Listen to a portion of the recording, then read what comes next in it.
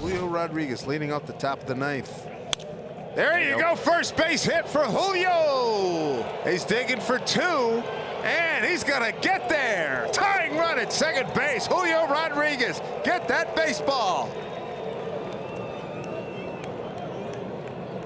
Congratulations, Julio Rodriguez. Couldn't have come at a better time. All right, we'll get to Julio in a sec. Here's our good buddy Dave Sims, their journey throughout America. That is always the plight of the Mariners. This is a long road trip, and he says hello. Mr. Sims, how are you today, pal, on the high heat? Things good? I'm doing well, Chris. Good to see you, man. How's everything? Not bad. Well, at least this time you get a week in Florida, so it's not terrible. I mean, you got the Tampa series and Miami, and then in Houston. So this is a road trip, although the first flight was long, manageable for a team that does nothing but stay on airplanes for 6 months. Let me get your take on that first. Go ahead.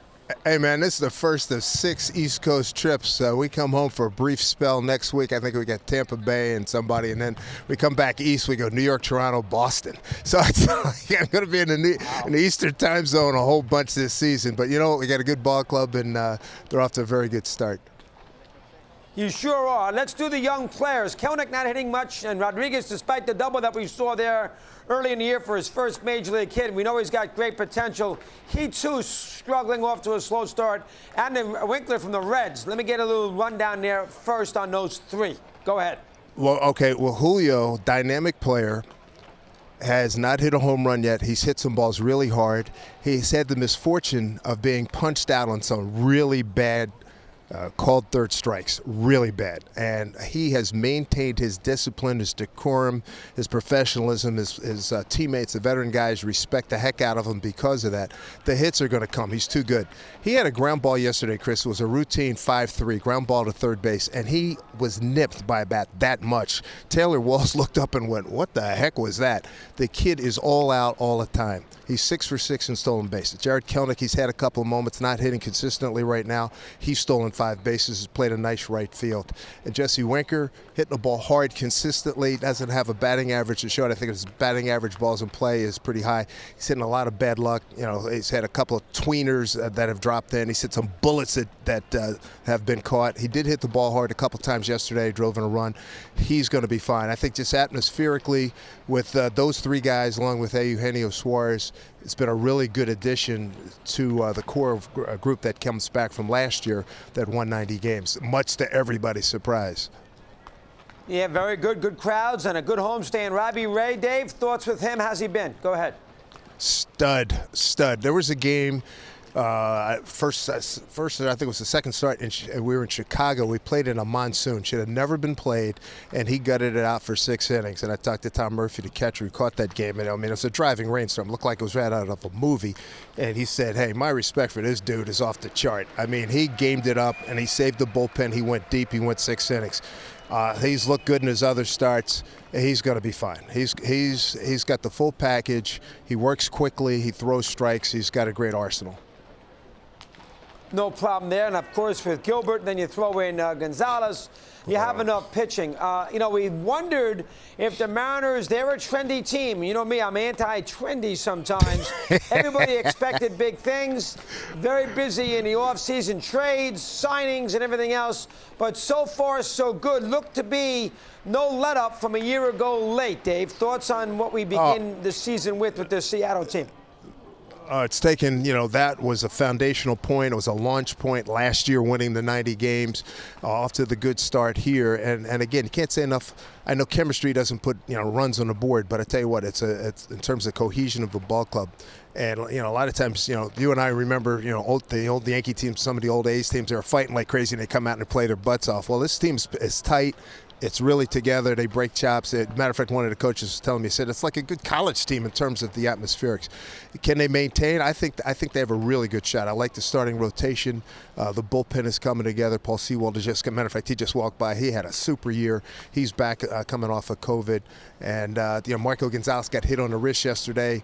We'll see how he goes, but we brought up a couple of reinforcements pitching-wise. So I really like the direction that this team is in. This is my 16th year, and I don't think there's any question. This is the longest lineup that we've had since I've been here. I mean, it's, you know, before we had Robbie, we had Nelly Cruz, we had Seager, we had those like maybe 3 guys. Now with Kelnick and Rodriguez, they're looking like they're getting ready to take off. So we can go down to 6, 7, 8 spot in the batting order. Abraham Toro, I mean, I could go on. It's a lot of good pieces on this ball club. And a lot of COVID issues, too. Your manager, Haniger. So from that standpoint, it's hit the Mariners pretty tough the first couple weeks of the season. Dave, talk about that. Take it away. Yeah, I mean, I got hit. Gary Hill, our radio producer, engineer, play-by-play guy, got hit.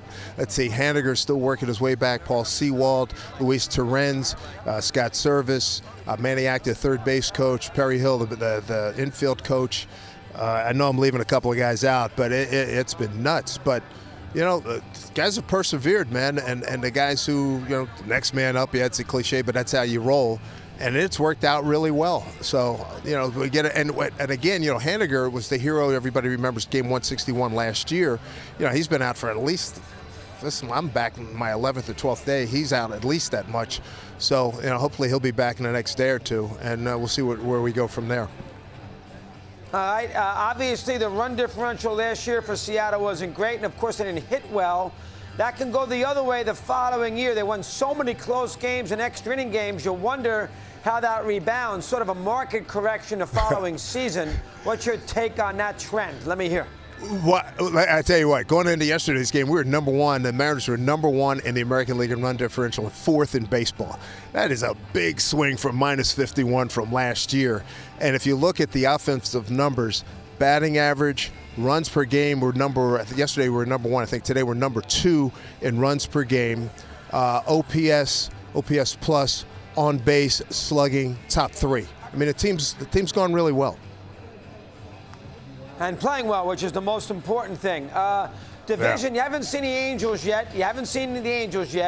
And, you've seen Houston. You're going to see him again. Angels are much more competitive. They were feisty last year, beat you that 2 out of 3 that last weekend. And Houston, of course, is Houston. Texas is a little better, and Oakland's always pesky. So a little better American League West than maybe we thought beginning of the year. How about that? Yeah, I tell you what, watching the Angel highlights at every night, those boys can hit, and that doesn't surprise me. The pitching, if they get pitching, they're going to be dangerous. We don't see them till mid-June, and then it seems like we're going to be seeing them every other day. We have a 5-game series with them. We got a couple of 4-game series at our place, and then we got to go to Anaheim 3 times. Those are going to be some hellacious battles, the Mariners and the Angels. It should be a lot of fun, man. I think that, with Syndergaard out there and they get a couple other guys pitching well, they're going to be something. I like the way they swing the bat. And a guy named Mike Trout is completely healthy, and he is killing baseballs. Pretty good player. And he is always he is. He's an Eagles fan. He loves playing at our ballpark. That's the thing, too. As soon as he comes up, it seems like he's always lurking. When there's a situation when we played the Mariners play the Angels in Seattle, he's always lurking. He says, "When's Trout coming up? When's Trout coming up?" We're always worried about that, but it'll be a good rivalry this year, no question about it.